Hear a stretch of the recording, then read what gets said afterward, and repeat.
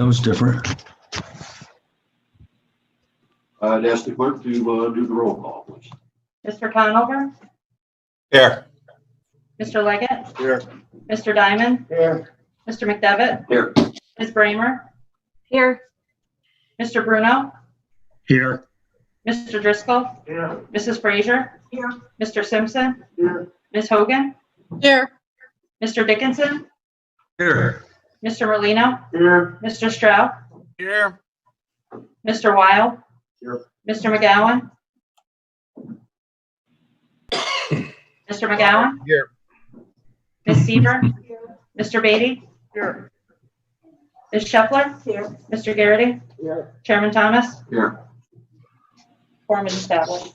Okay, thank you. At this time, I would like to extend the privilege of the floor to our to Congresswoman Stefanik, and welcome her here this morning. And I'm glad that she had time to join us. And how's everything going? Thank you, Chairman Thomas, and it's great to see everyone. I've spoken with many of you. Jean Merlino and I had a good catch-up yesterday, so I know we've been in close contact with all of the towns and municipalities in Warren County throughout this crisis. I wanted to give a brief update. Over the next few weeks, we are finalizing package. And I anticipate that will include the direct state and local aid, which is so incredibly important for Warren County, but really for every county across my district.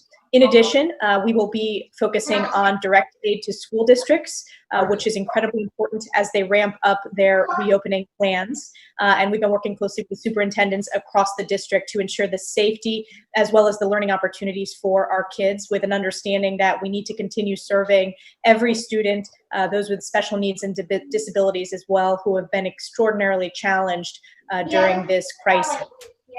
In addition, we will be looking at additional support for the Paycheck Protection Program. That's been incredibly important for small businesses across the district and really across the country. Many of our businesses locally have benefited from that important program, and most importantly, it's the workers. So it's about keeping people back to work. One of the challenges that I've heard from many of you is the additional $600 of the federal pandemic unemployment insurance. That's funded by the federal government. I believe that that was important during this crisis for people who were out of work for no fault of their own. However, as we are reopening back up, a challenge that is consistent, particularly in Warren County with a lot of seasonal work, is small businesses are having real difficulty in hiring people back and competing with that additional $600 of pandemic federal unemployment insurance. Right now, current law that expires in the month of July. The bill that Speaker Pelosi passed on a very partisan basis extends that through January of 2021. I believe that we need to let that expire or phase that out to ensure that the incentive is getting folks back to work. And there are some concepts of back to work bonuses that are being discussed. In addition, liability reform is also important. I communicated with Ed Bartholomew and Michael Biddle and many of our county officials yesterday. I know that's a top priority to ensure that we have liability protections, not just for businesses, but for nonprofits, for our schools, as they are making sure that they are prioritizing public health, but they are not therefore they're protected from really unnecessary lawsuits and costs in the long term, because I do think our business and local organizations have really been putting forward their best foot in terms of investing and updating their operations to ensure the safety, security, and health of their workers as well as their customers. In terms of the timing, which I know is important, we are going into session next week and the week after. That may extend into the first week of August, but we're looking at this package in the next 3 weeks. And I'll continue keeping up to date with our county officials. And thanks for the opportunity, Chairman Thomas. Thank you. Are there any questions from anyone for the Congresswoman? Yes, Supervisor McGowan. Thank you, Chairman and Congresswoman Elise. I just have one question. I brought this up a while ago with the unemployment coming forward, and I knew this was going to be a problem because I really, being self-employed for, almost 38 years of my life, unemployment has never been a thing on my factor. I just get up and go to work. But I understand due to the circumstances. And I'm really against extending anything. And I think the end of July is too far, especially with everything trying to open up. And I know you're doing everything you can. I have talked to Liza over this too, and some of my concerns. And I wish that the government would have said, "Oh, all right, so you make $500 a week. Unemployment for New York is $325. The government would make up that $175. You know what I'm saying, to make it a $500, and that would have kept everything on. But to give them more money, a lot of people saying, "Geez." I mean, I know people that were part-time are bringing home, 8 times as much money as they were. Why would they want to go back to work? So, if anything. If not extending it for the people that really can't go back to work, if we could go to that style, it's like, all right, whatever New York state pays in unemployment, the government will make up the difference. That way, maybe the government can save a few bucks. And it's not taking the incentive out of the people going back to work. Right. That is one of the ideas that's under consideration, is to capping that additional federal unemployment piece at whatever your previous income level was. That is a concept that may very well where the bill ends up in negotiation, because again, this is going to be a bipartisan bill. It has to pass the House and the Senate and be signed into law. So certainly that's under consideration. What I know is not workable for this community and this district is the extension to January, as we are trying to get people back to work. So current law, as you know, it expires in July, but we're looking at that option of what that compromise might be. Well, thank you very much for your time and joining us this morning. It's so good to see you. And keep up the good work. Thanks. Questions from anyone else? Okay. I'd like to thank you very much for joining our meeting this morning, and you're always welcome. And I wish you luck in the next 3 weeks with success to your agenda. Okay, thank you. Bye. Okay. Next, I'm going to extend privilege of the floor to Assemblyman Daniel Steck. Dan? All right. Good morning, Chairman. Good morning, everyone. Thanks for having me on. Elise, good to see you on the call. Thanks for that update.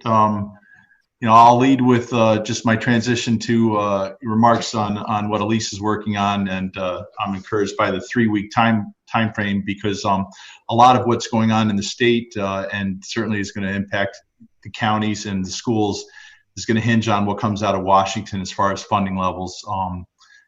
The governor and his staff has the authority to make cuts to local aid and to state aid for schools.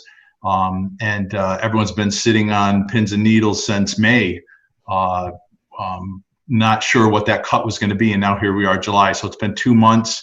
We've had all the schools vote on a budget that everyone knows wasn't a real budget, because we really don't know what school aid's going to be. So that's one of the most important things that's floating around out there, is what's going to happen with that federal legislation. With that said, just by way of an update briefly since last month, businesses and what is and isn't open, what can and can't be open, what are the rules and the moving goalposts. And now we've gotten more granular, where before, a month ago, we were talking about phase 1, phase 2, phase 3, phase 4. Now we're phase 4A, 4B, 4C, 4D, and that frustrates a lot of people, a lot of business owners out there as well. So that's dominated a lot of our work in the district office. This week, we had a whole range of committee meetings in the Assembly in preparation for next week's session. So we will be in session Monday through Thursday next week. The lion's share of what we had committee meetings on for legislation this week was routine, typical end of session kind of legislation. So we did not see any significant earth-shattering, game-changing legislation. Certainly not in my committees, and I'm not aware of any others as well. But with that said, it's Friday afternoon, and we've got session coming next week. So who knows what might sprout up in the next 12 or 48 hours that we may be dealing with next week. But it looks like we just have a full docket of routine end of session kinds of bills. The word is that next week is it, but with the big caveat that because of the pandemic and everything else that's going on, we could always go back at any other time. But historically, we would have been done the last week in June. So next week is probably the last bite at the apple for most legislation, unless it is very specific and very urgent and likely not local, likely something truly significant. So with that said, it's just it's been the slog for everybody, and I again want to thank all of you for all your work. I've talked with a lot of you over the last month since our last Zoom call together, and I know that you guys are doing the best you can, and I know that your constituents all appreciate it, as do I. So, if there's any questions, Chairman, thank you. Any questions from anyone? I don't see any. All right. I'm going to jump to the Washington County call now. Okay. Thank you very much. everyone have a nice weekend. Be safe. Good to see you yesterday, Dan Bruno. Take care. Thank you. Yep, thanks all. Thank you.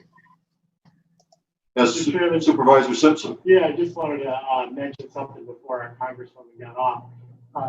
She also was able to deliver that additional money to our hospital, which was really something that Yes. we really needed. So I wish I was able to thank her. Has the senator ever contacted us? Not yet. Not yet. Okay. Okay. We need a motion to approve the minutes from the June 19th, 2020 board meeting, and subject to correction by the clerk. Moved by Supervisor Frazier, seconded by Supervisor Kessler.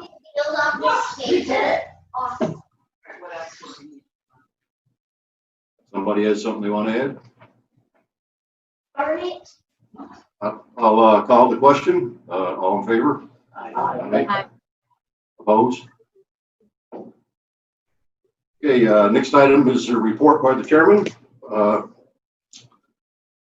As everyone knows, COVID's still alive and well, and we're at the point we did dip to zero for a while, and now we've had a little spike in cases, and we have to remain vigilant. I ask our residents to remain vigilant.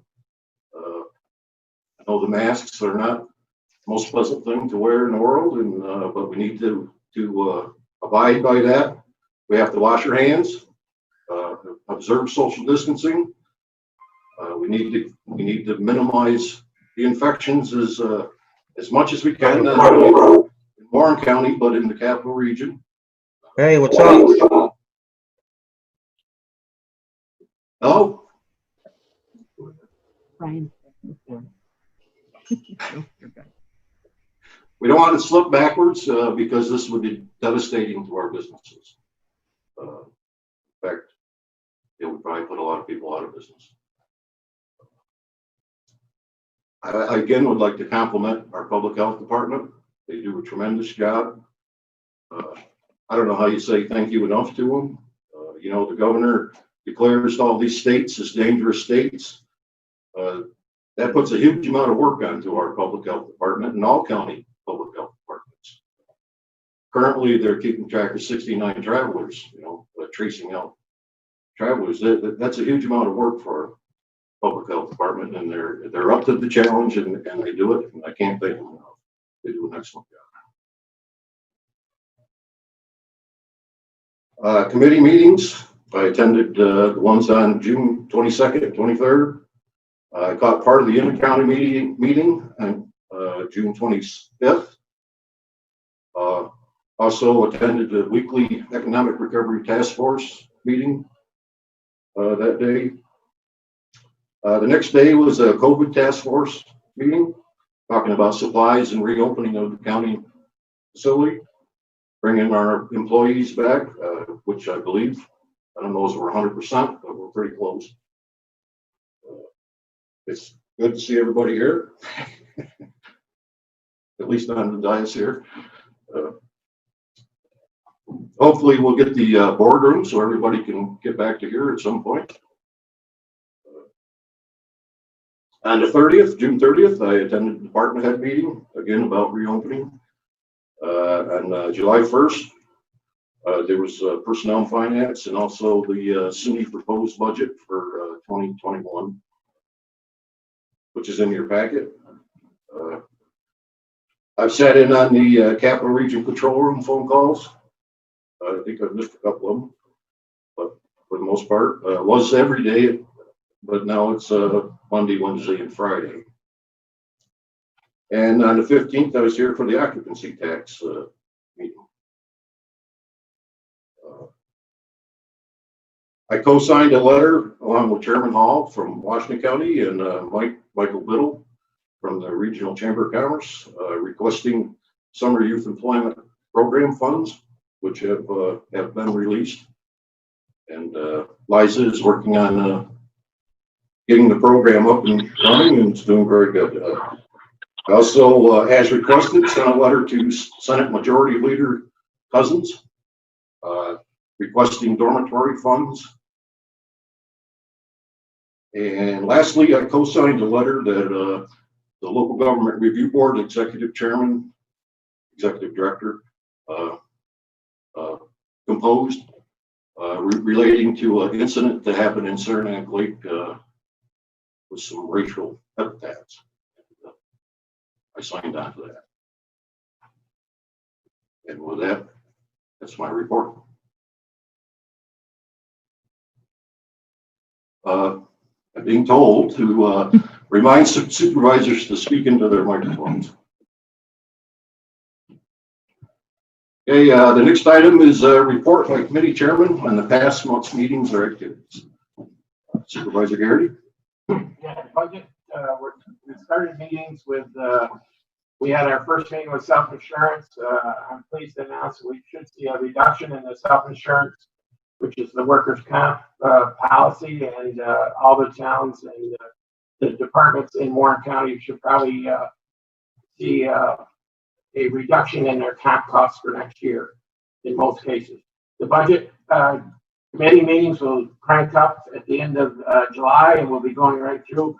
And I do plan on having a budget meeting at the proper time. We just got to set a time and get the information assembled for that. That's my report. Thank you. Supervisor Conover. Thank you, Mr. Chairman.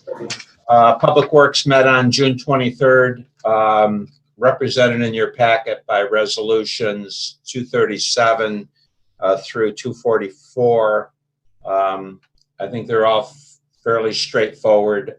239 is an amendment to a professional service contract for Clark Patterson Lee for consulting services in the amount of $9,162.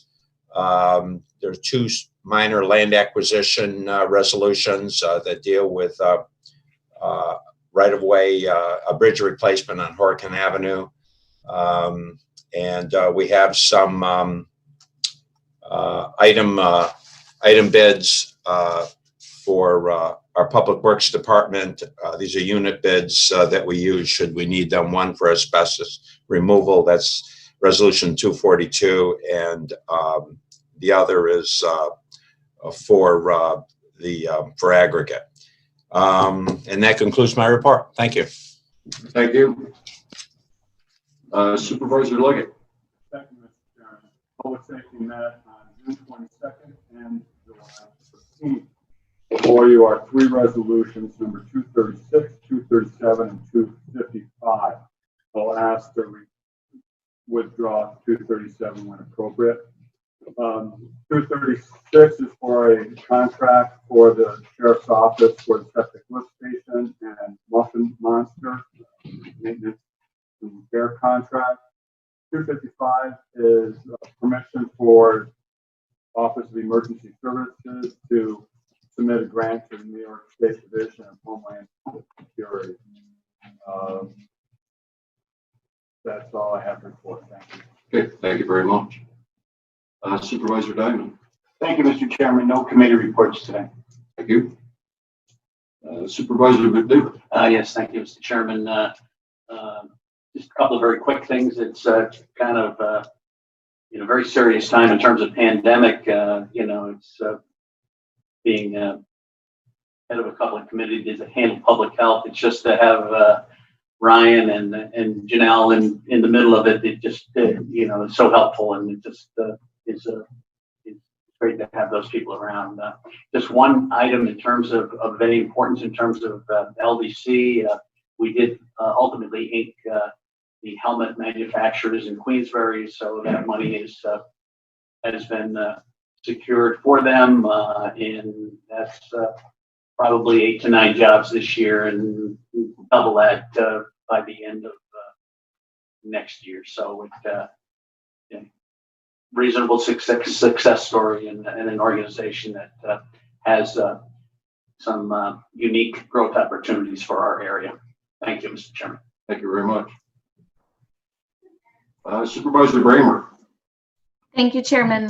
The Real Property Committee had the last chance meeting on Monday for the properties that are in the county tax foreclosure process. And we had 2 people whose applications were presented to us. And both of those people, landowners, were given extensions to bring their tax agreements into compliance. So that was good for those 2 property owners. I want to thank our Real Property Director, Lexi Delory, for all the work that she has done in the last several weeks to contact landowners and make sure that they knew about the change to the last chance meeting being moved from August to July. And she's also continuing to work with them now to make sure that everyone is up to speed who can be, as well as the treasurer is giving people extensions until the end of July pursuant to our procedures. So that's going along nicely. And we have about an average amount of properties in the foreclosure this year. So we're not seeing any excess properties being put into the foreclosure. And we heard a report from the county attorney's office about the foreclosure process being on hold, basically. So we may not be able to do the auction at the normal time that we normally do in the fall. But I will certainly keep everyone updated as we get more information about the court proceeding there. Thank you. Thank you, Supervisor. Supervisor Bruno. Thank you, Mr. Chairman. I have no committee reports at this time. Thank you. Supervisor Driscoll. Thank you, Chairman. The Human Services Committee met on June 22nd. From that came 2 resolutions. Resolution 234, which is a continuation of an agreement at Countryside for the management of fire and security systems. I would encourage people to support that. The second resolution, I will ask at the appropriate time that 235 be withdrawn. It's no longer necessary to engage in that communications. The Human Services Committee will next meet on Monday, this coming Monday, July 20th, on or about 10:45 a.m. following the Health Services Committee. That's the end of my report. Thank you. Thank you. Supervisor Frazier. Thank you, Mr. Chairman. The Finance Committee met on July 1st. As a result of that, we have resolution number 225 and 226 and 247 through 252. And I would like to just make note of 251 that we're authorizing construction of a radio communications tower and support facility in Stony Creek. I think we've been waiting apparently a long time for that. And then on 252, it's to approve the tentative operating budget for fiscal year 2020 to 2021 for Adirondack Community College and provide for public hearing. So we appreciate your support on all of those. And I'm not sure, is Treasurer Swan here? Yes, I am. Okay, Mr. Swan, do you have a report? Well, not so much a report, just kind of an update on where we're at. Unfortunately, it's not good news. As you've seen by the reports we've put out, sales tax is down, occupancy tax is down, and now we're starting to see where there's some cuts coming through from the state and the federal government.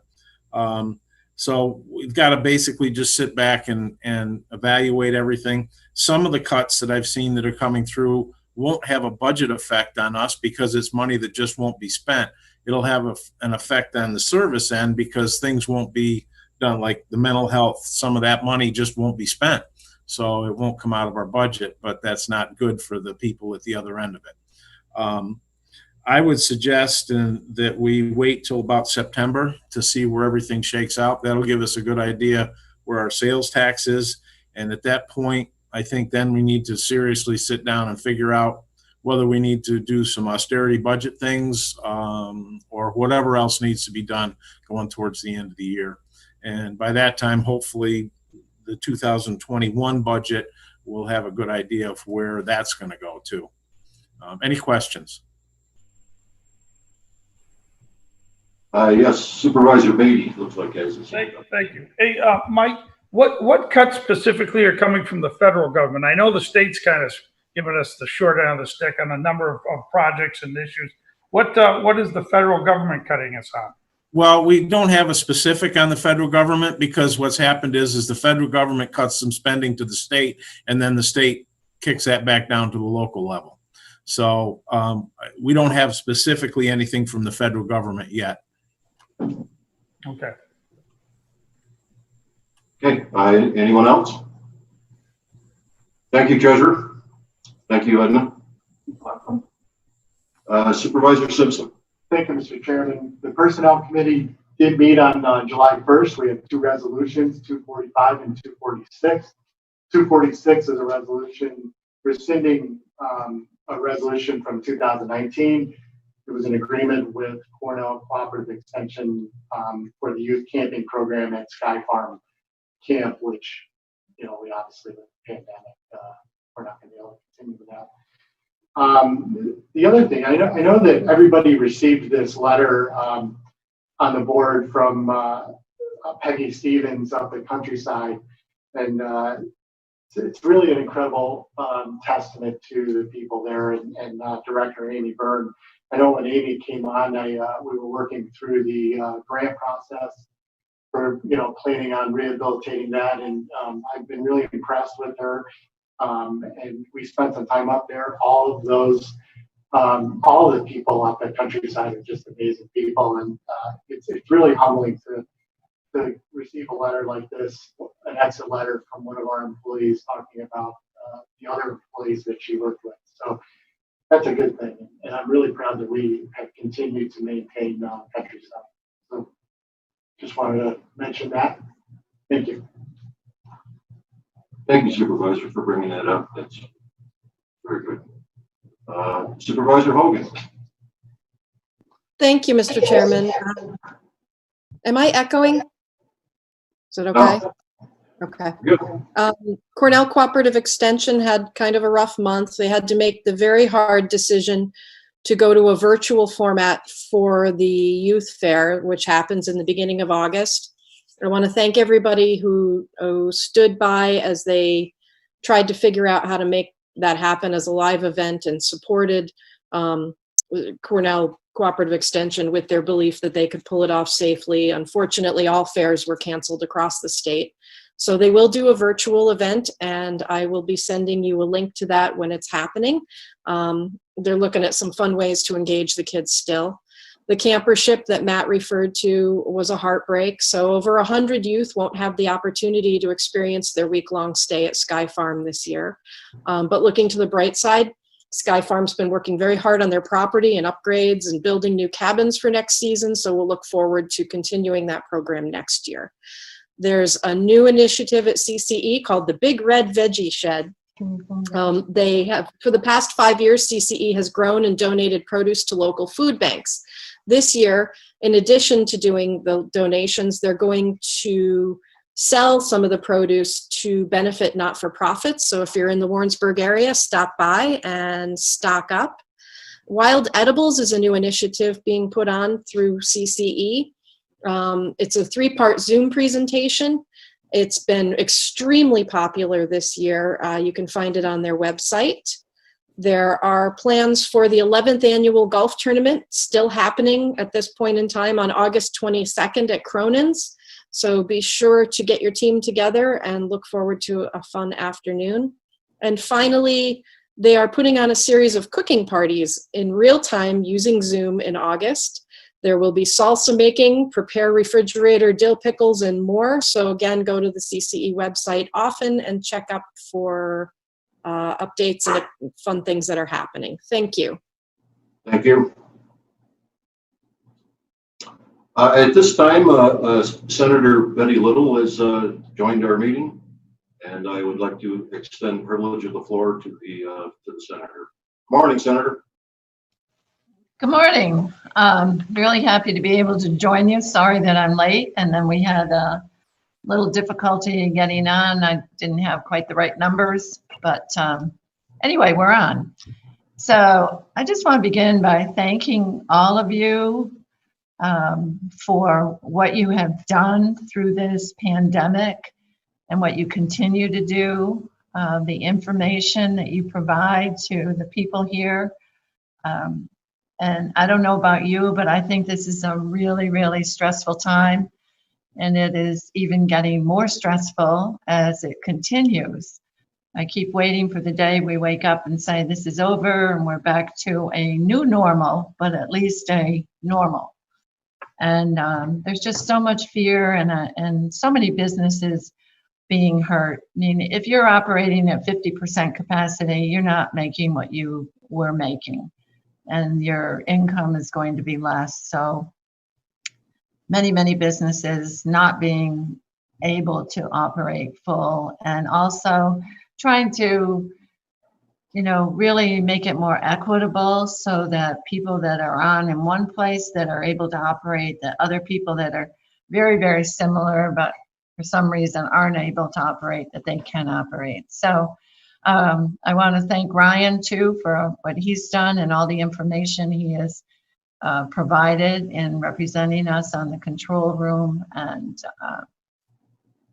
I'll just continue to work at it. And every day I have new problems to deal with. And I think the newest one's about trying to, if you are serving a drink, that you also have to serve food, is going to be really, really difficult for people. And we know what they're getting at. They're trying to keep people from congregating and hanging around a bar, as they are in New York City.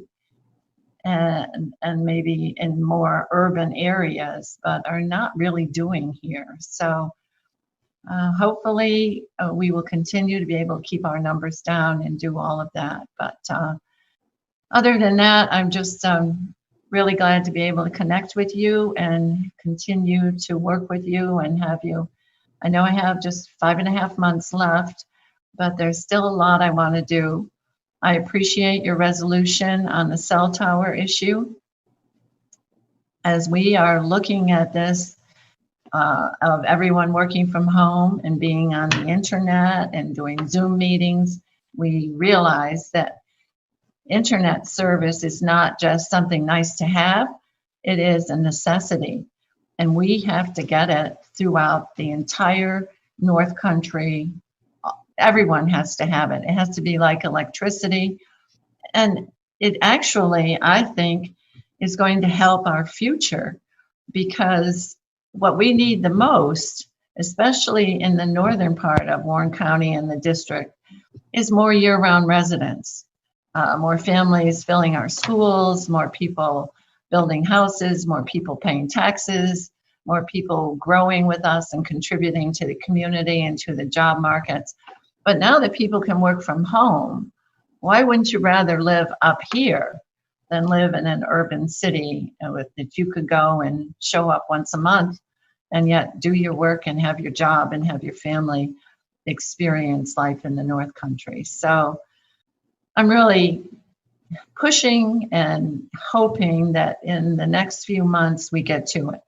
The fiber tax on DOT is something that needs to be changed.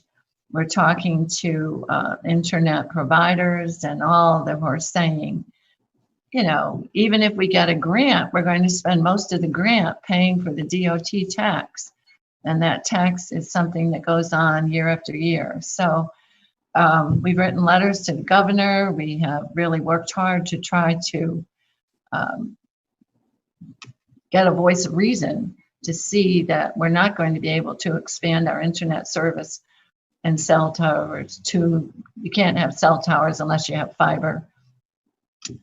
Unless we can really get this taken care of and get everybody on the same plate that's trying to improve internet and cell service. And for our cell towers, I don't mind if they're fake trees. You can do them cheaper than you could in the beginning when they were designing trees.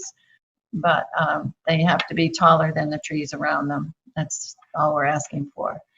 And, you know, we even see your cell service isn't quite as good right now because we do have tourists and we do want tourists, but the cell towers get to capacity faster than they do in the off season. So any questions, I'd be glad to answer, but I just want to stay in touch, and I'm going to be active until December 31st and continue to try to get these issues and get these things accomplished. Okay, yes, Supervisor Bringmer does have a question. Thank you, Chairman. Thanks, Senator Little, for popping in to meet with us. I'm glad to hear you talking about advocacy about getting rid of the DOT fee on broadband. I totally agree. So maybe that's something that the county can move forward with a resolution on that issue. That'd be great. And, yeah.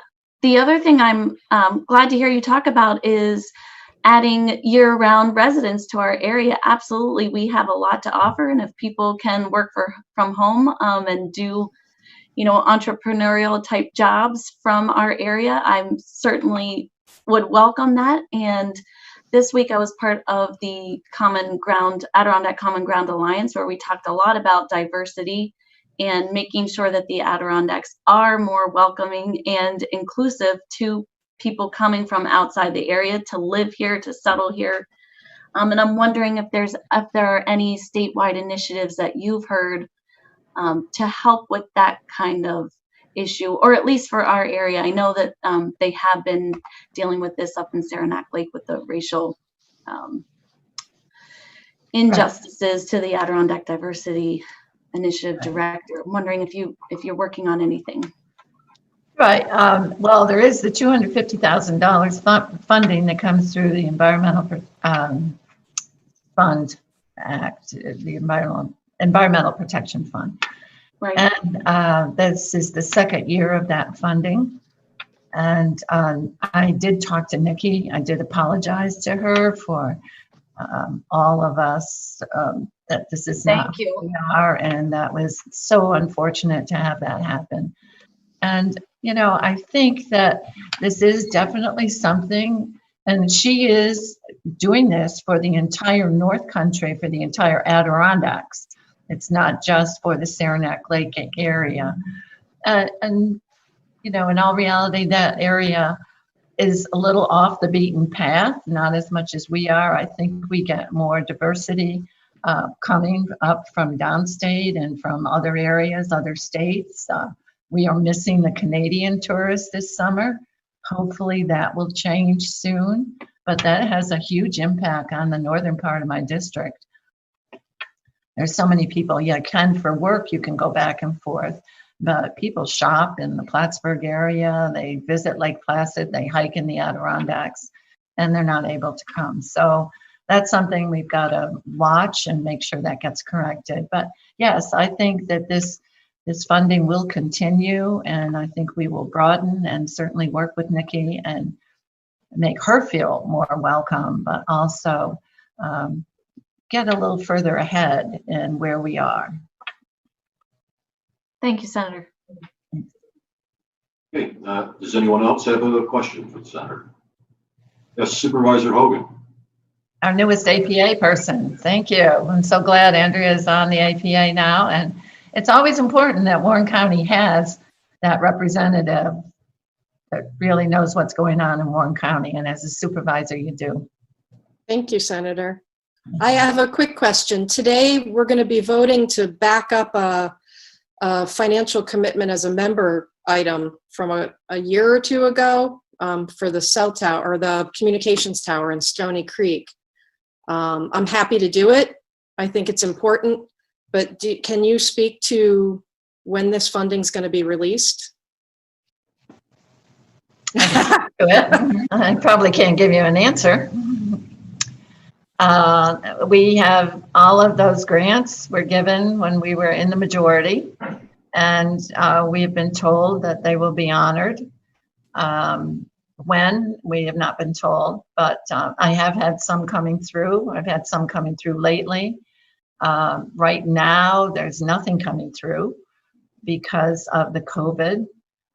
If you've noticed, I don't believe we're even going to have that regional economic development money. $750 million is in the budget, but the way things are going and the expenses, and depending on how much money we get from the feds, I'm not sure that that will even happen this year, nor the $100 million for the city village thing that Glens Falls and Plattsburgh and Saranac Lake each had gotten. I don't think that'll happen this year either. So on the funding, we continue. Sharon in my office works on this all the time. I call, she calls. We work with the comptroller's office and or with DASNY, and we're just trying. I'm not sure. I have a few grants that people never send in their paperwork. And I will have a hard time getting those, but you're not one of them. So, but it's going to be difficult. Thank you. Thanks. Anyone else with a question? I don't see any other questions. I have to say, though, Frank, I have to say, just women asking women, huh? So when I was on the board, when I first went on your board, Fran Walter was the only other woman. Yeah. And then she retired. And then from then on, I had a couple terms where I was 1 out of 20. So it's nice. Yeah, it is very good. Leaps and bounds. That whole scenario has changed. We're good. We have great women candidates and great women legislators, and I'm glad to work with all of you as well as all you guys too. So Thank you for paving the way, Senator. no, We still have more work to do. yeah, we do, but we're doing it. It's getting there. Yeah. So thank you. Absolutely. Senator, I served on the board with Fran Walter. She was an excellent supervisor from the town of Queensbury. We became good friends, even though at that point in my life I was a Democrat. That's still good though. Oh yeah, yeah. She was a great person. She was, and she really did pave the way. She was a town supervisor, as one of the only female town supervisors. You know, I was just a legislative supervisor, but she did a great job with the town of Queensbury, worked hard. I was chairman of a recreation commission, so I worked with her through those years. She was a force to be reckoned with. Yeah. Oh yeah, you didn't mess with her. Yeah. Okay, thank you very much for taking time out of your day to join us, and good luck in all your endeavors. Go back to trying to solve some of these issues. Oh my golly. It's a crazy time. Good luck to everybody. Stay well, stay safe. And Thank you, wear a Senator. mask. Thank you. Thank you. Have a nice day. Thank you.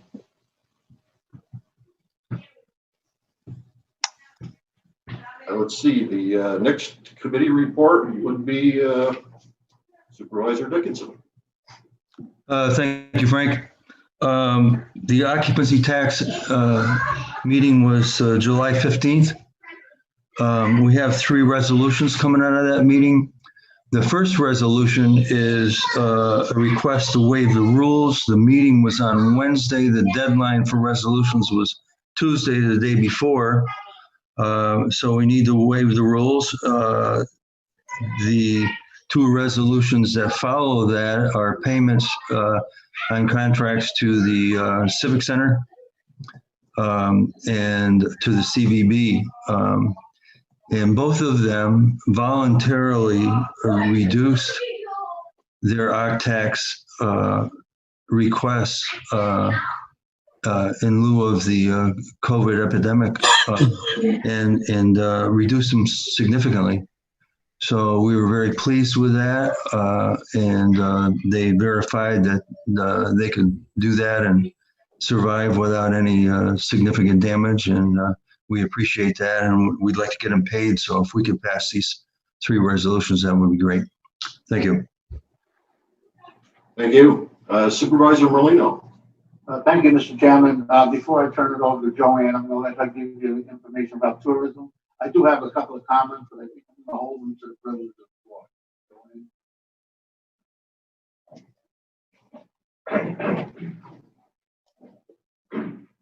Good morning, thank you. Last month I was here to update the committee on our spending plan for the rest of the year. Certainly needing to curtail spending a little bit. So we made some decisions to move forward, and I'd like to report now on the progress of some of those campaigns. So the media buy, we decided to spend just over $500,000 through the remainder of the year. Part 1 of that was a pre-4th of July spending, so it was a 3-week campaign.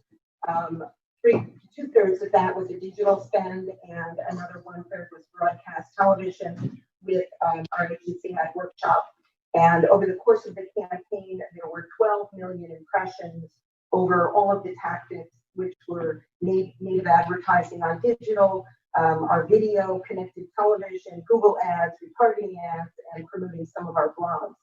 And then within the department, we also did some in-house social media, and that all performed incredibly well. So now that part 1 is done, we're moving into phase 2 of that. It began on July 8th and will continue for 5 weeks through early August. So far, we've got 5 million impressions across all of our campaigns. $150,000 is being spent by Ad Workshop and another $35,000 within the department.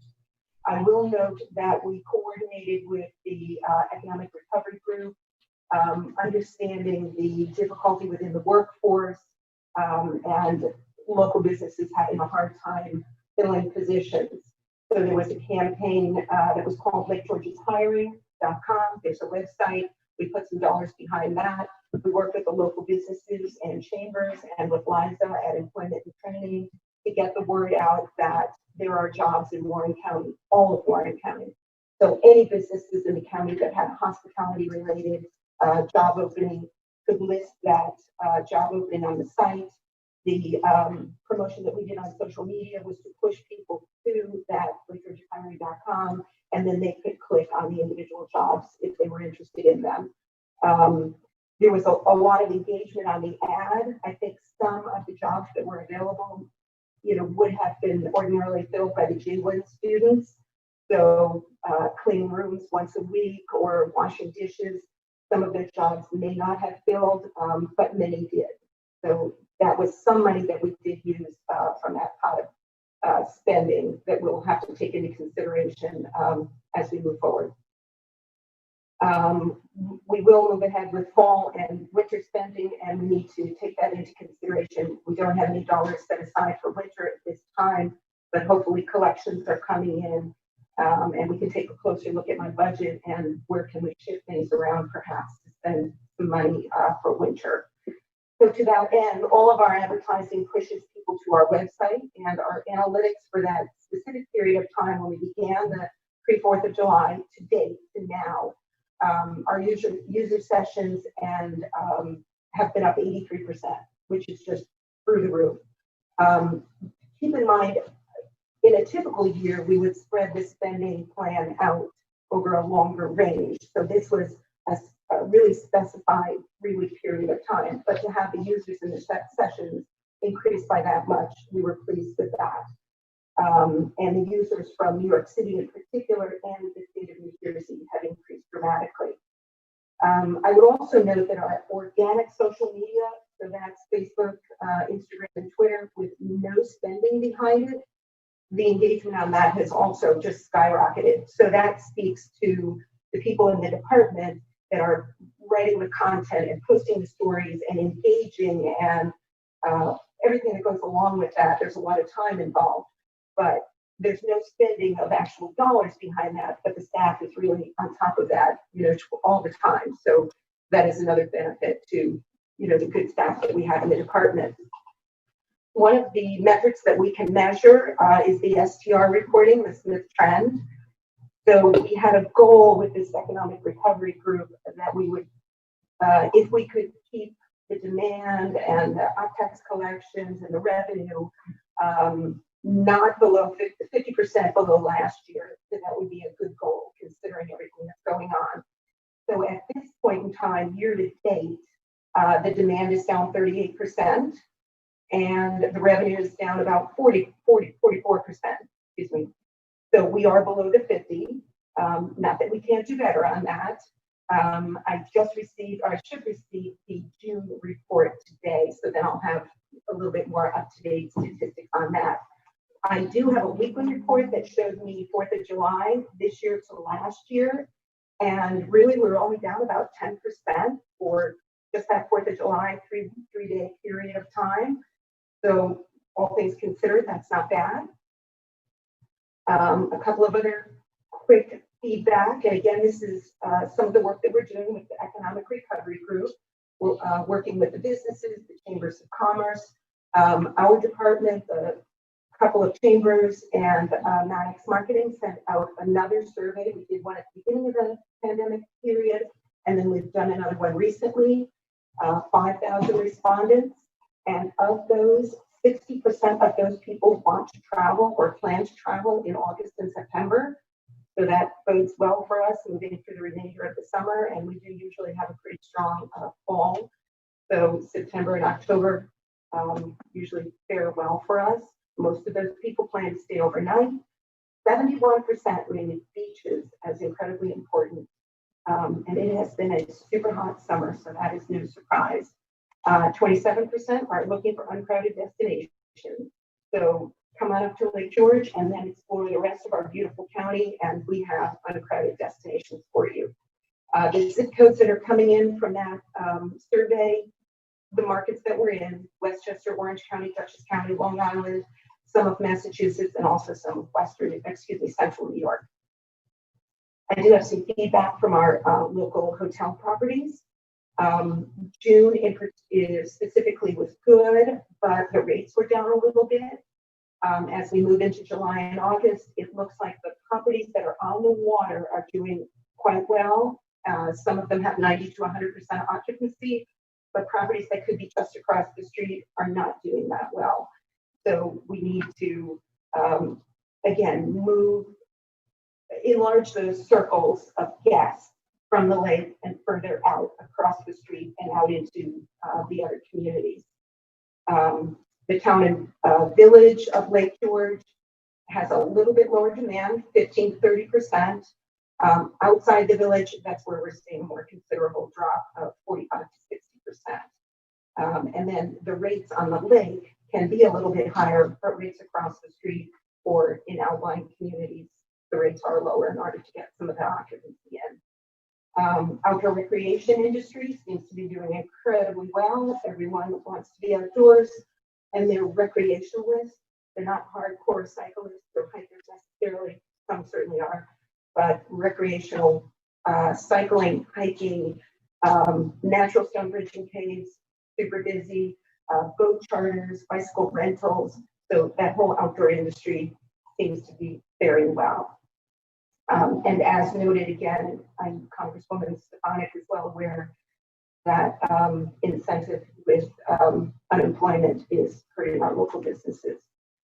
So there are a few weeks left in this part 2 to the campaign. Generally, I think we're doing fairly well, and I think we need to remember that one of our large attractors, which is the Great Escape, is not even open yet. So to look forward to the possibility of that happening, you know, phase 4, ABCD, where does that fall into the opening schedule? I think that will affect us greatly. And all of our events have been canceled, you know, American specifically. So for us to be holding our own at this point in time without some of those major attractors, I think we've all worked well to make this happen, all of our businesses, chambers, and towns. So thank you so much. I will note that the department did order some face masks that are a little bit comfortable. Tammy's wearing one today. We've distributed them to some of our businesses. We don't have one for all of the guests, but we try to noted as for you and your staff at your business. So they're almost gone, and I've asked Lisa to take a look at our budget and see if we can order a few more. If any supervisors are interested in those, let me know.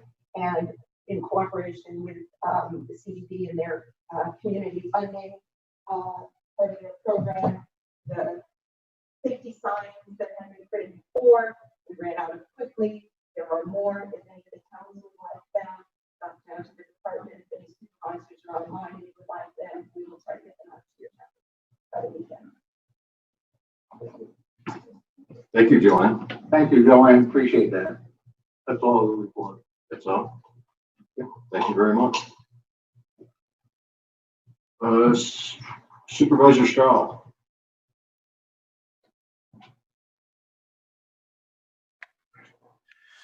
No report. Thank you, Mr. Chairman. No report for today.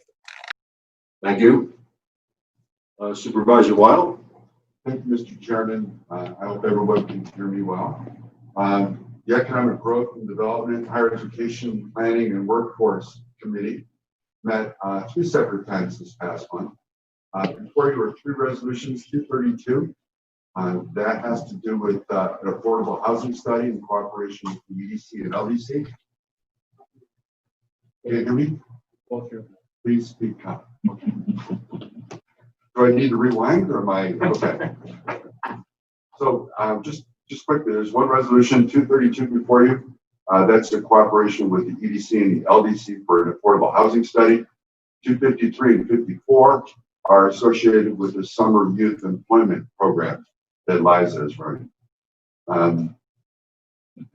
In addition to that, the Economic Recovery Task Force has met every week since its ascension a couple of months ago. Joanne did a nice job in terms of identifying some of the things we're working on. Joanne's participated actively with that.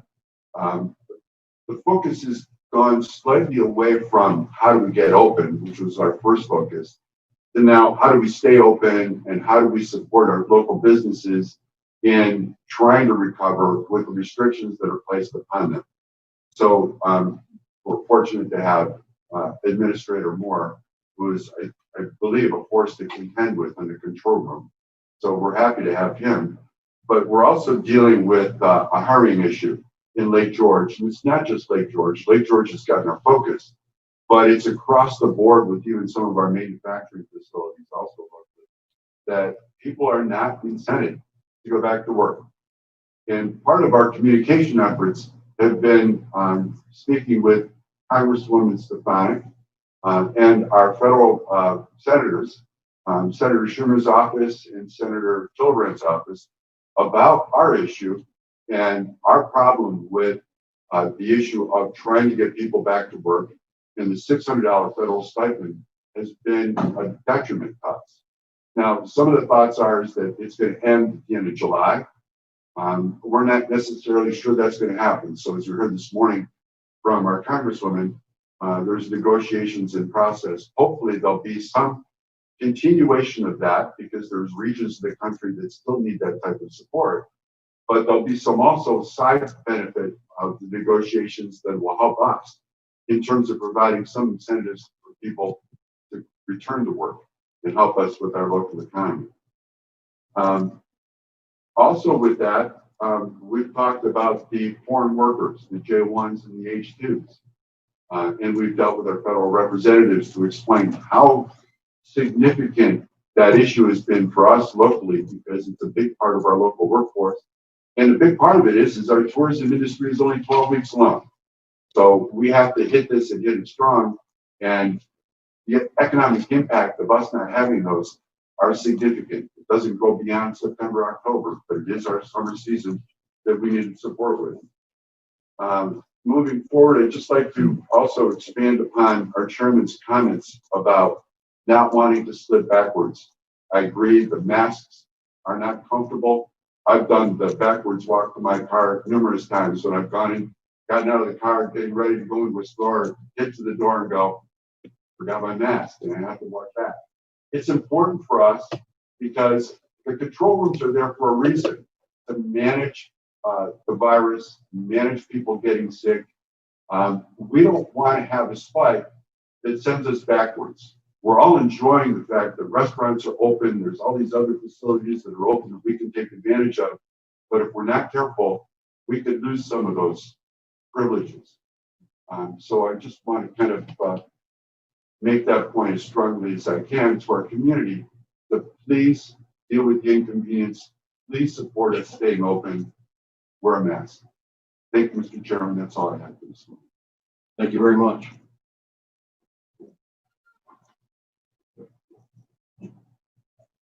Yes, I'm being told that the Senator Little, is still with us and has a comment. That issue is a huge issue, the extra $600 a week. And there is the guidance that came out on that said that there are 3 reasons a person can say that they cannot come back to work and continue to get unemployment. And the first one is that they themselves have a compromising health condition. Secondly, that someone that they live with has a compromising health condition, be it a parent, a child, or spouse, or whatever. And the third reason is that the workplace is not compliant with the safety issues, that they see 3 grocery stores who are doing certain things and the one they're supposed to go back to work to or office is not doing those things. Otherwise, they cannot just say, I'm afraid to come back to work, that I might catch COVID-19. So, and at that case, you can call unemployment and have their unemployment ended, but, and deny them coming back to work. But it doesn't really solve the problem, but I hope it scares some people into coming back to work. If I may, Mr. Chairman, to expand on the Senator's comments, thank you, Senator Little. We definitely appreciate your help and support in this. There's anecdotal evidence that our Lake George's hiring scheme has drawn a lot of attention from the net, not only for us locally, but actually further down by the Albany area, if I'm not mistaken, Joanne. People are going for interviews, people are accepting jobs and not showing up. So we don't know what the issue is, but it is a problem. Senator, you probably heard from Michael Biddle from the Adirondack Regional Chamber just yesterday on our task force call. He did mention that the onus right now for reporting violations of the unemployment is really on businesses. Businesses have to report to the Department of Labor that someone is not following the rules. His suggestion was that we need to put it back, the onus has to be back on the individual, not necessarily the business. And it's really difficult for our businesses here locally right now because a lot of the owners of our hospitalities are not having the people that clean the rooms and having to do it themselves. So I thought moving forward, if there are negotiations and discussions, we understand that the State Department of Labor is still overwhelmed. They're still under mandatory overtime to try to deal with these issues. But whatever we can do, it would be great help. No, I agree. Okay, thank you. Supervisor McGowan. Thank you, Mr. Chairman. I did not have any support services meetings this month, so I have nothing to report there. But I do, after listening to Mike, thank you, Supervisor Weil, for that update. But I just wanted to put out a reminder. I believe I brought this up quite a few months ago, and I was kind of abruptly shut down there talking about this because I knew it was going to be a problem coming down the road. So, Senator Little, thank you for being on top. I've been with Liza, and like I said, I really think the extra unemployment needs to end immediately for those. And then I don't know if you were in earlier, Senator Little, for the talk I had with the Congresswoman Stefanik, but is really what should have happened was the federal government should have made up the difference of what New York wasn't going to pay. So if you were making $500 a week, and New York State was only going to pay 325, the government should have came in and picked up the difference to make it 500, not come out with a, where you have people making, twice as much as they were making before they got unemployment. So I knew this was going to be an issue coming in, and I want to thank you all for, being on it. But I wish that we had really, I was with Liza on this earlier, and we were really trying to hammer this down a couple months ago, but now I see that's a problem. That's all I want to say, and thank you all for listening to me again. Thank you. Supervisor Sieber. Thank you, Mr. Chairman. Resolution 230 is in front of you. That resolution addresses amending an agreement with the supervising attorney for assigned counsel office, and we added a not to exceed amount. Those are all grant dollars. I wanted to thank Chairman Leggett for chairing criminal justice on June 22nd. Very much appreciate that. Also, on 6/26, there was a Resilient County call with NACO that was about community resilience and race equality. And then on July 7th, there was a Public Safety and Criminal Justice Committee call, and that dealt quite a bit with the Justice Act, and that is new.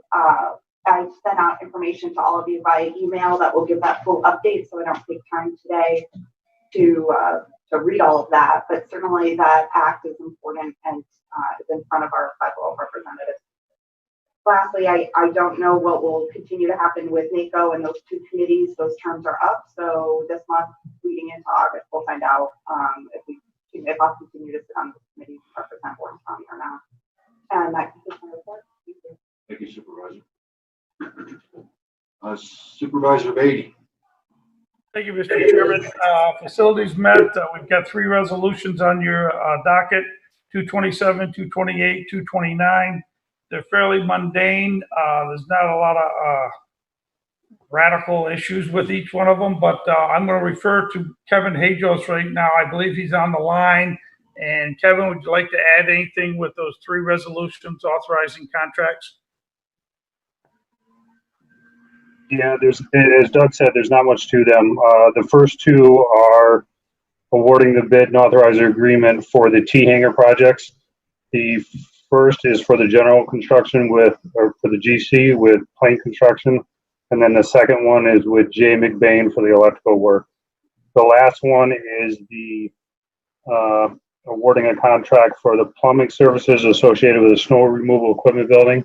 Now, as you're all aware, the last bid that we put out for the snow removal equipment building, we didn't have anybody submit for the plumbing bid, so we put it back out to bid again. Thank you, Kevin. One final comment before I turn it over to my colleague. The unemployment, I don't want to beat a dead horse, but the fact of the matter is it never made sense from day one. I think we all agree to that. When you can make more on unemployment than you can working was absolutely ludicrous. It's just another example of how government is kind of screwed up. You can sit home and make more money than you ever were before, and then decide not to come back. There are alternatives, and obviously right now the onus is on the individual companies to report an individual to the Department of Labor if they decide not to come back off of employment. But that also creates issues, obviously, because what if that's a good employee, and for right now they're still a little squeamish. That employer doesn't want to lose that employee down the road, so they handle them with kid gloves and probably don't even turn in the employee. So I like the fact that maybe the onus should be on the employee themselves, along with maybe a backup from the employer. But yeah, we're all in agreement. This makes no sense. Making more money for being off work than actually working. It's ludicrous. But I'm going to now turn it over to you, Mr. Chairman, and the next supervisor. Thank you very much. Supervisor Shepler. Thank you, Mr. Chairman. At this time, we do not have a committee report. Okay, thank you. Okay, next we have a report with the County Administrator, Mr. Moore. Thank you, Mr. Chairman. It feels good to be back in the boardroom. We have employee anniversaries to report this morning. Number 1 with 25 years is our excellent real property tax director, Lexi Delury. With 20 years, Courtney House in the Sheriff's Department. I also want to announce a birthday tomorrow of my deputy, Tammy DiLorenzo, who's turning 25, or at least you would think that based on her energy and her ability to get a lot of work done. She's been phenomenal for me to have during these 4 or 5 months. How long has it been? 4 months that we've been dealing with everything. She's indispensable, and I thank her so much for everything she does. We have a busy day down in Health Services this morning. That's because of a positive case that came back in a different county towards the end of the day yesterday. A young lady who plays on a club lacrosse team. The public health department in that other county, based on interviews with her, identified where she contracted the coronavirus from, determined that she was contagious when she played in a series of, I don't know if it was a tournament or if it was those scrimmages, but those games occurred on Sunday, July 12th. This particular player, I understand, is very good and played on several different teams, so there's some significant potential exposures. We've identified the coach. I should back up. The coach has worked with Dr. Borges and was very cooperative in providing a list of all of the players on these teams that may have been exposed. It's our understanding that these are all young people that there may have been just sleepovers. There's a significant potential exposure here. But the good news is the professionals are working on it. We know all the names of the individuals who played on these teams who live in Warren County. We're going to get them all tested. We're also interviewing all of them as we speak to determine their contacts, and all of their contacts are going to be quarantined. It's a lot of work, but it's work worth doing, and it's work that our health services department does a great job doing. They've written a book on this stuff, as far as I'm concerned. Been very, very impressed, not just with their acumen in doing this, but with their willingness to do it around the clock. It's got to be 1,000 people have Janelle Jones's personal cell phone number and call her on it. So she's gotten to know a lot of people and make a lot of friends. I thank them as the chairman did. We can't thank them enough. There's also been there's been a lot of questions that I've certainly gotten about what the rules are for weddings. It's been a significant enough concern to people that I think it merits bringing it up during this report. Weddings right now are subject to the 50-person non-essential gathering limit. Also, there are guidelines out for church services that can apply to the ceremony portion. When it comes to the reception, the state liquor authority has a Q&A document online. I can send you all these links if you want them. But the Q&A document says no dancing and no stand-up cocktail hour. Now, it seems a little difficult to enforce, but that's what the state is saying the rules are. Couples are understandably upset about that and taking out frustrations on venues that host these. I think it's important to remember that the venues are trying to protect their businesses here. It's not too long ago that I got married. I understand where the couples are coming from, but getting married in a pandemic year is not a normal experience. And even if we didn't have these pause rules, you're still going to go to a wedding. You're going to have guests that don't want to come because they're afraid of getting sick, and you're going to have the possibility, at least for people to leave your wedding and have the coronavirus. So by definition, it's not a normal time to have a wedding. There shouldn't be expectations that if you do have a wedding right now that it's going to be normal. And those are the rules at this point, and I will continue to keep people updated on whether those rules change. That's my report. Thank you. County Attorney. I have no report. Okay, thank you very much. Frank.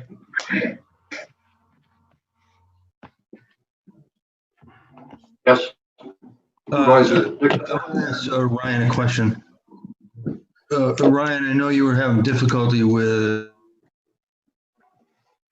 a couple that were in a non-travel state, came and were refusing to do the quarantine. Did you get that rectified? That doesn't ring a bell to me, Dennis. I don't know of anybody that refused to quarantine. Maybe I'm recalling it wrong. Not a problem. Thank you.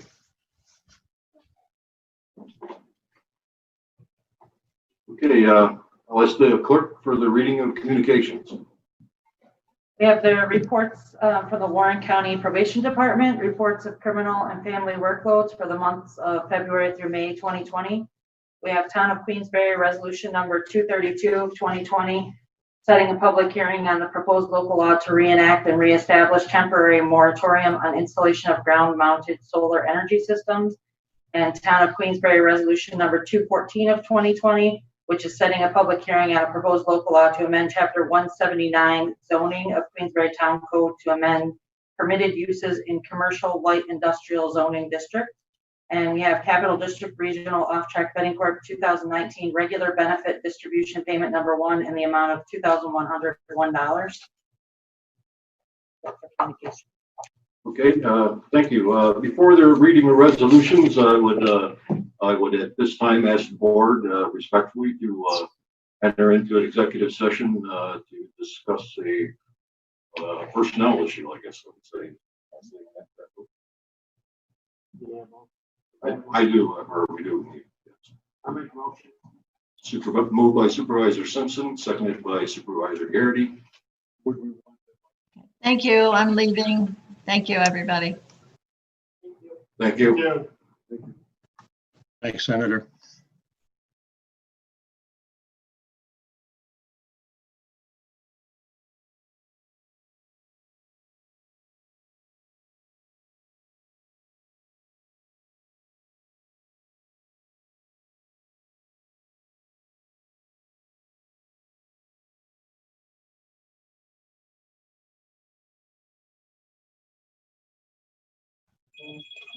Okay, it's just gonna take a second to get everybody out. Okay.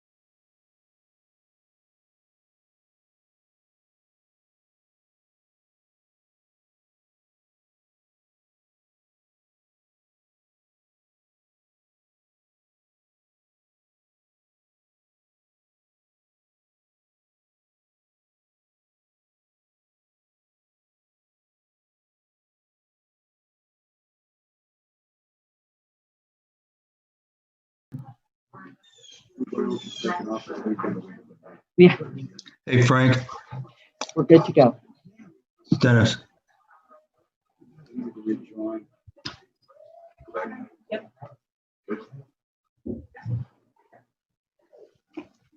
After an extended executive session, no action has been taken.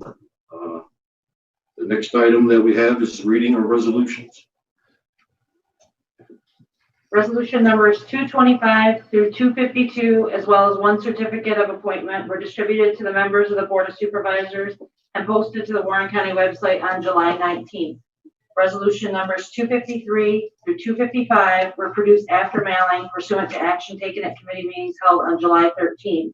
Those were distributed to the members of the Board of Supervisors and posted to the county website on July 14th. As the distribution deadline specified in the rules of the board was met, a motion and a simple majority vote will be required to bring resolutions 253 through 255 to the floor. Make that motion, John Strauss.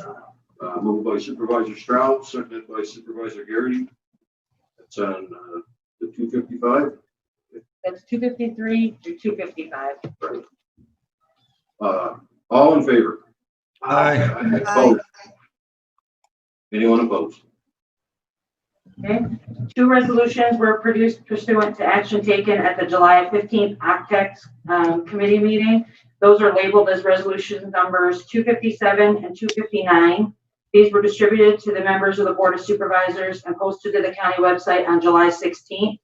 Separate motions to waive the rules of the board to bring each of these resolutions to the floor will be required as the distribution deadline was not met. The first motion will be to waive the rules of the board to bring 257 to the floor. Frank. Okay, moved by Supervisor Wild, seconded by Supervisor Frazier to waive the rules. Frank, I have a question. On waiving the rules? Frank, Do you have a question on waiving the rules? Oh? Yeah, she got the numbers wrong in the resolutions. She has the wrong numbers on the resolutions, 257 and 258. No, it's 257, 259. We're on like resolution 256 to waive the rules. That's where we're at. Okay, I'll call the question. All in favor? Aye. Aye. Opposed? Now, do we have a motion to introduce resolution 257? I'll make that motion. Motion made by Supervisor Wild, seconded by Supervisor Dickinson. I'll ask again, all in favor? Aye. Aye. Anyone opposed? Okay. If the resolutions waiving the rules of the board are 256 and 258, the OPTEX resolutions themselves are 257 and 259. Thank you. There is one floor resolution. This was distributed to the members of the Board of Supervisors on July 14th. It met the deadline for distribution. In order to entertain this item, a motion and a simple majority vote is needed to bring it to the floor. I'll make that motion, Mr. Chairman. Before we go there, do we need to do 258 and 59 or do we go? No, those are. Okay,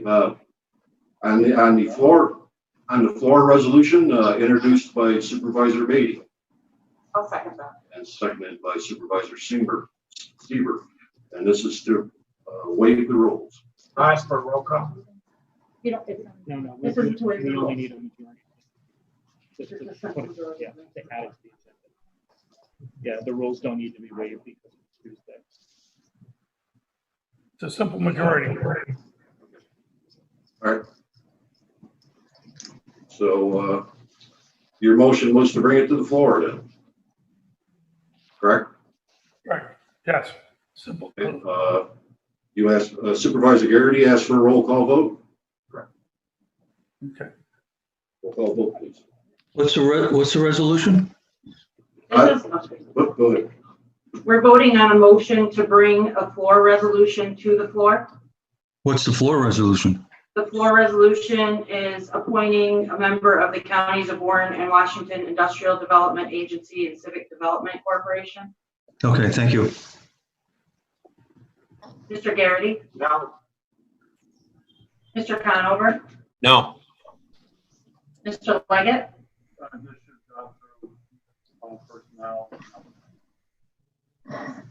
Mr. McDevitt? Yes. Ms. Bramer? Yes. Mr. Bruno? Yes. Mr. Driscoll? Yes. Mrs. Frazier? No. Mr. Simpson?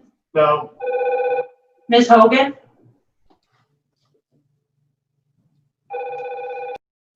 Who's Ms. Hogan? This is to bring it to the floor, right? Yes. Yes. Mr. Dickinson? No. Mr. Merlino? No. Mr. Stroud? No. Mr. Wild? Yes. Mr. McGowan? Yes. Ms. Seaver? Yes. Mr. Beatty? Definitely yes. Chairman Thomas? No. That motion has 562 votes in favor, so it does make it to the floor. It will be resolution number 260.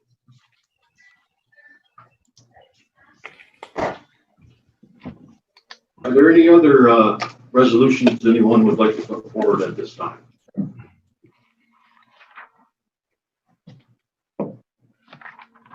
Supervisor Driscoll. Thank you, Mr. Chairman. I'd like to reiterate, I'd like to withdraw resolution 235. Is this the time to do that? Yes. Okay, thank you. Motion. We need a motion. Yeah, we have Mr. Driscoll made the motion. I have Mr. Wild for the second. Okay. Okay, we have a motion and a second on the withdrawal of 235. I'll call the question. All in favor? Aye. Opposed? Okay, 235 is withdrawn. Yes. For the contract, this motion is not needed. Okay, we have a motion by Supervisor Leggett to withdraw 237, seconded by Supervisor Wild. Any discussion about that? I'll call the question. All in favor? Aye. Opposed? One is opposed. Supervisor Molino. 237 is withdrawn.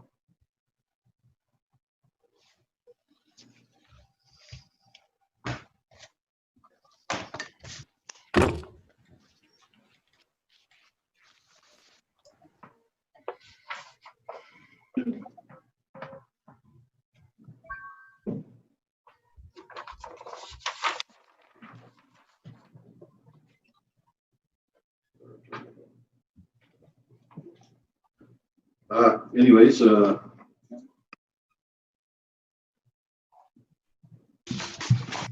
is there any resolution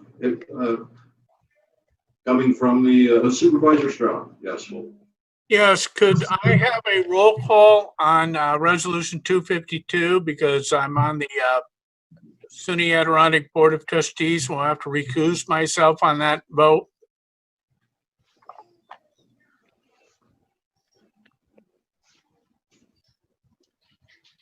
That's a roll call on resolution 252. Any other roll calls? I don't have a roll call request. Jack Diamond asked that I comment on 251. That's what the handout is in reference to. He wanted to put that out there as a third option. But he did not request a separate roll call vote.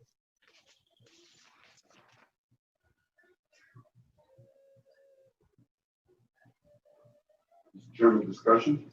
Yes, discussion on resolutions. For resolution 1? Yes. That involves, that's resolution 260. 260. That's the appointment of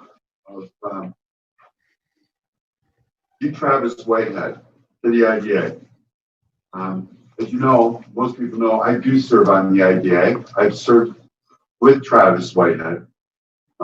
It's somewhat controversial because Travis happens to be a bit of a controversial kind of guy. He does add significant value. He's very intelligent. He does tend to rub people wrong sometimes because he's often strong-willed and not quite open, but he does add value, and I would support serving with Travis. Again, we do need more help on that board. We just lost a deal with the plastics company coming into Washington County, and the more hands on deck to help move this organization forward, the better. Thank you. Yes, I was informed by the county attorney that while I can't debate, I can ask you a question. And my question that I put before you is that how many harassment complaints do Warren County employees have to officially file before it becomes an issue with this board, before this board doesn't condone harassment? Is it, how many complaints is it? I'd like to know what the number is. I'd like somebody to tell me that. Mr. Chairman, I'm sorry. I didn't realize I did anything like that. I apologize. No, I'm not talking about you. I'm talking about the resolution and the individual in the resolution. Yes. Mr. Chairman, we're going to talk, I think, about any state. I mean, he's obviously a potential candidate for an appointment, a previous candidate for or previous appointment. I think it's highly unprofessional to discuss any type of, I have no idea what you're talking about, but any type of harassment complaints in an open session. But furthermore, to even bring up harassment complaints, I would very much like to know then if this was a concern, if in fact it's true. I have no idea, but why wasn't it brought up at personnel? And how come this is the first? If we're going to have a monthly meeting and talk about harassment complaint, I'm the first one that wants to know about that. Absolutely, we should always then be talking about this. But to my knowledge, when do we do that? When do we talk about harassment complaints of individuals, not only in open session, but before with our board?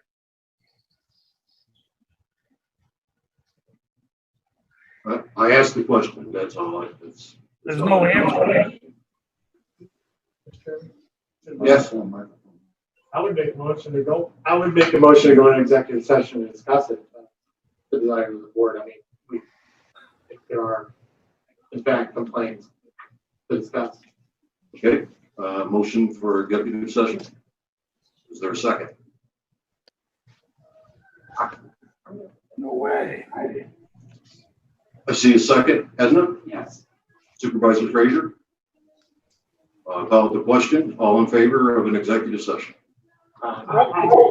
Roll call vote. Okay, roll call is fine. I mean, what are we going to executive session to discuss? Complaints. Complaint against you or against a board member or against an employee? This is so convoluted. I don't think so. Well, you got to be a little clearer, Mr. Chairman, because. Okay, well, then we're going into executive session to discuss harassment complaints against a particular individual that the board is seeking to appoint to the IDA board. And is that specific person going to be allowed to participate in that executive session like we allowed the sheriff? I don't understand your question. Well, let me go slower then. Is that person going to be roll call vote, please? Is that person going to be allowed to participate in the executive session? No, I don't believe he is. So in other words, we're going to have an executive session on something on hearsay. No, the board wants information, and this is not hearsay. Well, and you're not going to allow the person that you say that is harassing to be. Roll call vote. Wow, Mr. Chairman, you're going over some bounds here that are scary. Now, Point of order. The roll call to go into executive session. yes. Mr. Conover? Mr. Conover? Unmute. Yes. Mr. Leggett? Yes. Mr. McDevitt? I'm going to vote no, since all of a sudden this becomes an issue, and the first time I've heard of it, so I'm voting no. Ms. Bramer? Yes. Mr. Bruno? Yes. Mr. Driscoll? Yes. Mrs. Frazier? Yes. Mr. Simpson? Yes. Ms. Hogan? Yes. Mr. Dickinson?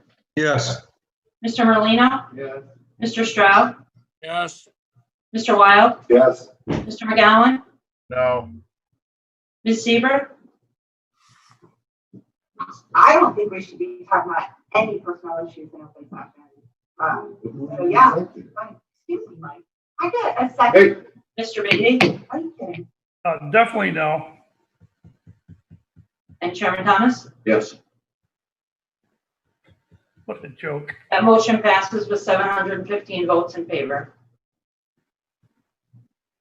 That's executive session. Yeah, just a moment, Frank, please. Disconnect.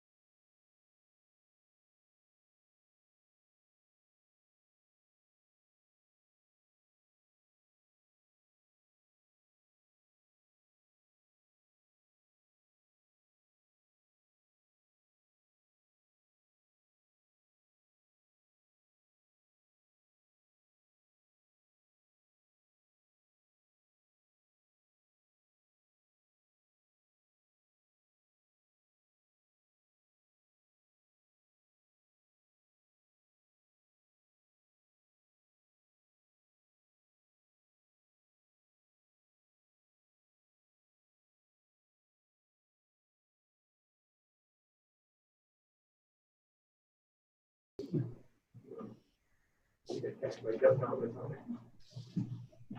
good. We're good. We are out of executive session. No action was taken in executive session. Mr. Chairman, I would request a roll call vote on resolution 260. Okay, roll call on 260. What is that? What is the roll call? And what is the issue? 260, I want a roll call vote on resolution 260. Right. We're still on discussion of resolution.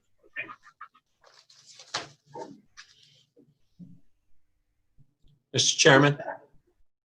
Yes, Mr. Supervisor Conover. Yes, Mr. Chairman. I would like to, at this time, request of the board a waiving of the rules so that we might entertain a resolution regarding enforcement of our nepotism local law. And I have a draft of it if you'd like me to read it so that people know what they're voting on. We will need a waiving of the rules, I believe. I don't know how you want to handle this, whether you want the waiving of the rules first and then you want the resolution, or. We have a motion to waive the rules, seconded by Supervisor Simpson. Call the question on waiving the rules.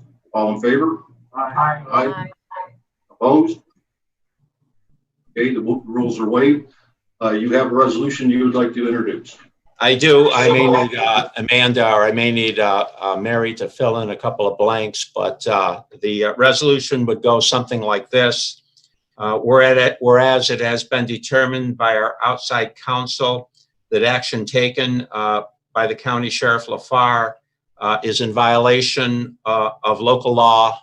I forget the number on the nepotism. What was that?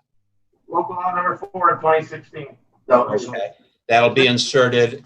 And whereas it is the intent of the Board of Supervisors. 6 of 2014. Sorry.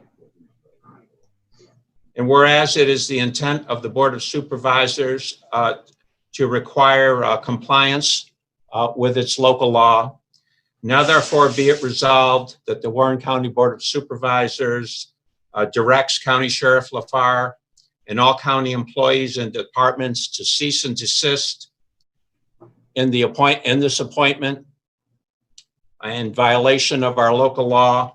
Be it further resolved that the board instructs the county attorney and such other outside attorney as may be necessary to take such actions as necessary to enforce this local law and to ensure compliance. And I believe, I'm sorry, to take such actions as necessary, including bringing an article. Give me the number again.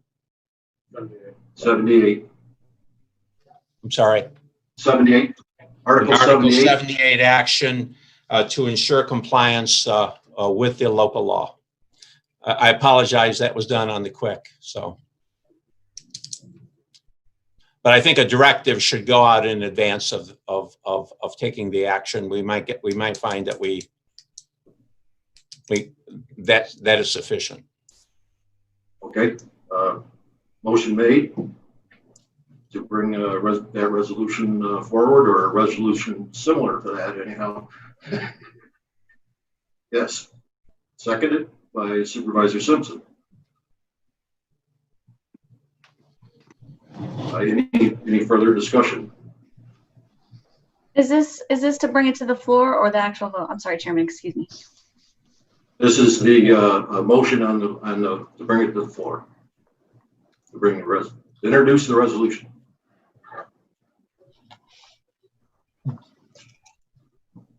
I'll call the question. All in favor?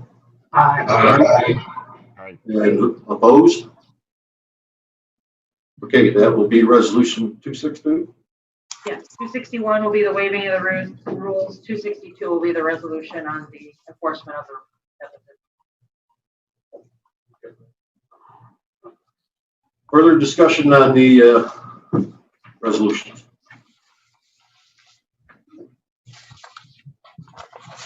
Public comment on resolutions. Does anybody know if, Don's still? Hello, Chairman Thomas. There's no public comment on the resolution per se right now.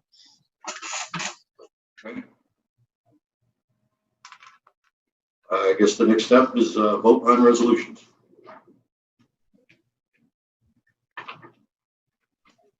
Resolution 225, making supplemental appropriations. Mr. Garrity? Yes. Mr. Conover? Yes. Mr. Leggett? Yes. Mr. McDevitt? Yes. Ms. Bramer? Yes. Mr. Bruno? Yes. Mr. Driscoll? Yes. Mrs. Frazier? Yes. Mr. Simpson? Yes. Ms. Hogan? Yes. Mr. Dickinson? I lost him? Okay. Mr. Merlino? Yes. Yes. Mr. Stroud? Yes. Mr. Wild? Yes. Mr. McGowan? Yes. Ms. Seaver? Yes. Mr. Beatty? Mr. Beatty gave the thumbs up. Chairman Thomas? Yes. Resolution passes. Resolution 226, amending Warren County budget for 2020. Mr. Garrity? Yes. Mr. Conover? Yes. Mr. Leggett? Yes. Mr. McDevitt? Yes. Ms. Bramer? Yes. Mr. Bruno? Yes. Mr. Driscoll? Yes. Mrs. Frazier? Yes. Mr. Simpson? Yes. Ms. Hogan? Yes. Mr. Merlino? Yes. Mr. Stroud? Yes. Mr. Wild? Yes. Mr. McGowan? Yes. Ms. Seaver? Yes. Mr. Beatty? Mr. Beatty's giving the thumbs up. Chairman Thomas? Yes. Resolution passes. Resolution 245, amending table of organization and Warren County salary and compensation plan for 2020. Mr. Garrity? Yes. Mr. Conover? Yes. Mr. Leggett? Yes. Mr. McDevitt? Yes. Ms. Bramer? Yes. Mr. Bruno? Yes. Mr. Driscoll? Yes. Mrs. Frazier? Yes. Mr. Simpson? Yes. Ms. Hogan? Yes. Mr. Merlino? Yes. Mr. Stroud? Yes. Mr. Wild? Yes. Mr. McGowan? Yes. Ms. Seaver? Yes. Mr. Beatty? Yes. Chairman Thomas? Yes. Resolution passes.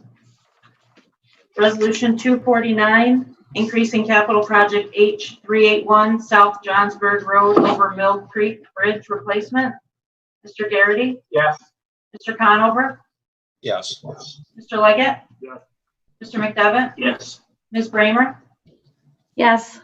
Mr. Bruno? Yes. Mr. Driscoll? Yes. Mrs. Frazier? Yes. Mr. Simpson? Yes. Ms. Hogan? Yes. Mr. Merlino? Yes. Mr. Stroud? Yes. Mr. Wild? Yes. Mr. McGowan? Yes. Ms. Seaver? Yes. Mr. Beatty? Yes. Chairman Thomas? Yes. Resolution passes. Resolution 250, authorizing appropriation of fees from deferred revenue Gaslight Village parking fees to the Charles Wood budget and authorizing reimbursement to the Village of Lake George. Mr. Garrity? Reluctantly, yes. Mr. Conover? Yes. Mr. Leggett? Yes. Mr. McDevitt? Yes. Ms. Bramer? Yes. Mr. Bruno? Yes. Mr. Driscoll? Yes. Mrs. Frazier? Yes. Mr. Simpson? Yes. Ms. Hogan? Yes. Mr. Merlino? Yes. Mr. Stroud? Yes. Mr. Wild? Yes. Mr. McGowan? Yes. Ms. Seaver? Yes. Mr. Beatty? Yes. Chairman Thomas? Yes. Resolution passes. Resolution 252, approving tentative operating budget for fiscal year 2021 for Adirondack Community College and providing for public hearing. Mr. Garrity? Yes. Mr. Conover? Yes. Mr. Leggett? Yes. Mr. McDevitt? Yes. Ms. Bramer? Yes. Mr. Bruno? Yes. Mr. Driscoll? Yes. Mrs. Frazier? Yes. Mr. Simpson? Yes. Ms. Hogan? Yes. Mr. Merlino? Yes. Mr. Stroud, Because. Mr. Wild, Yes. Mr. McGowan, Yes. Ms. Seaver, Yes. Mr. Beatty, I have a clarification question. Does this tentative budget on 252 call for the 2% increase in funding from Warren County? Yes. Then it's a definite no. We're asking every other department to cut back, and we don't have the funds. So I don't know how we can pay more to one place and everybody else got to go less. So definitely not. Chairman Thomas, Yes. resolution passes. Resolution 260, appointing member of the counties of Warren and Washington Industrial Development Agency. Can I ask a question? I'm so sorry, Amanda. Just as a point of order, if I wanted to make a motion to table this resolution 260, is that still possible or it has to be done previously? I don't know. Isn't it always in order? I think the motion to table is always in order. I'd like to make a motion to table 260. I'll second that. Motion to table. I'll second that. I heard you. Seconded by Supervisor Beatty. Thanks for acknowledging me, Chairman. Call the question. All in favor of tabling 260? Yes. Aye. Opposed? Have the vote. I think I'm opposed to it.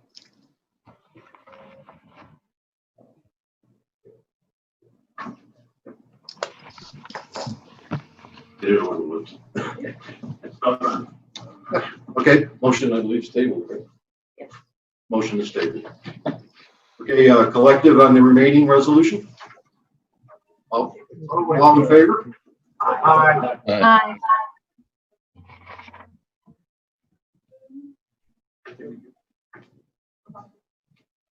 They're included in there. Unless you want to ask for a roll call. Right. I can't hear what you're saying. Table. 260 was tabled. And so 262 is in the collective, correct? Yeah. 262. Right.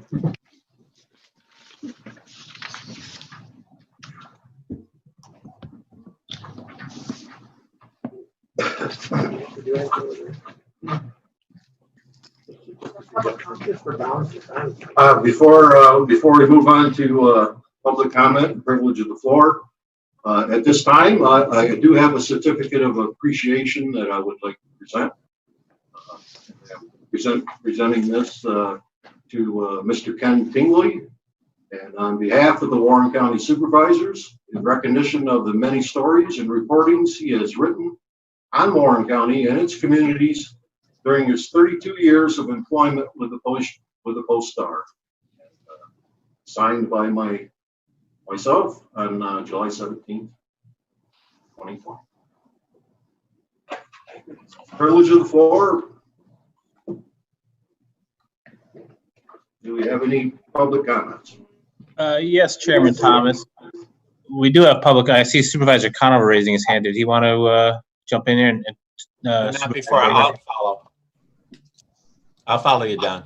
Okay, well, we had a little technical issue with the public comments. Some of them seem to have disappeared from the chat window. I'm not sure if it was because of the length of the meeting or what, at least on my window here. But we did have a comment from Kathy Dede of the Chronicle earlier, in which she recounted that the Chronicle does highlight Cornell Cooperative Extension events in their calendar. Gina Mintzer did report that the Lake George Chamber has heard from some business owners that some of them are reluctant to report employees who are not coming back to work for the apparent unemployment fraud because of possible retaliation.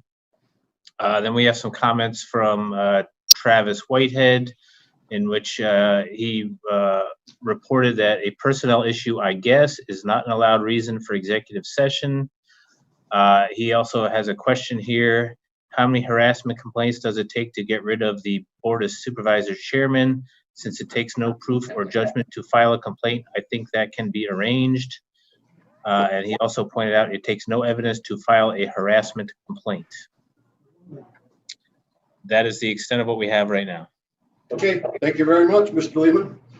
Privilege of the floor. And I believe Mr. Conover is up first. Thank you, Mr. Chairman. I just want to say relative to Resolution 253 was dealt with in the collective. I just want to make sure on that. 250. The resolution regarding, I just want to make sure that that was part of the collective. The resolution that I introduced. No, that was 262. That was 262, and yes. I'm showing 252 as a SUNY Adirondack. Okay. We can review all of them if you want. No. I just want to make sure that there's a correct number on my resolution, on the resolution. What's that? 62. The resolution you introduced is 262, and it was taken care of in the collective vote. Okay, so, and let me just say that it's, I know it's my sincere hope, and I know it's the sincere hope of the board that a formal resolution of direction from this board will be sufficient regarding this matter. And I believe that is the sincere wish of the board as well. Yes, I agree. I believe so. Yes, Supervisor Merlino. Thank you, Mr. Don. I just got a couple of things. It's been a rough 3-4 weeks in Lake Luzerne, and I really want to thank Police Stefanik for getting back to me on a call that I made to her on a problem. And this has nothing to do with what we discussed, but I really want to thank the sheriff immensely. I had a problem in Lake Luzerne with a threat. I called the sheriff on a Sunday. He got to the person that was upset on an Airbnb matter, and the person got back to me, was happy that the sheriff called him. He didn't believe a sheriff would call. This was I'll take care of myself if somebody don't take care of it type of comment. So the sheriff really handled it well. And this was on my notes from before. And Mr. Moore, fabulous on your emails. You did a great job on the big box stores. I was in Walmart yesterday. Everybody had masks on, so great step forward on that. And Brian LaFleur, we always forget him. He's been working well with all the supervisors, supplying us with masks and everything that we need for our towns. And I really want to say thank you. And my business lost $20,000 this week because I would have been totally full if the track was running. So small businesses are getting hurt by this thing. A lot of us might not be around at the end of the year. Thank you. Supervisor Bramer. Thank you so much, Chairman. I do want to repeat a little bit what Supervisor Merlino just said about his thanks to the sheriff for all his good work. And I want to say publicly with respect to 262 that I do respect the sheriff, and he has been doing a great job. I hear really great things from constituents.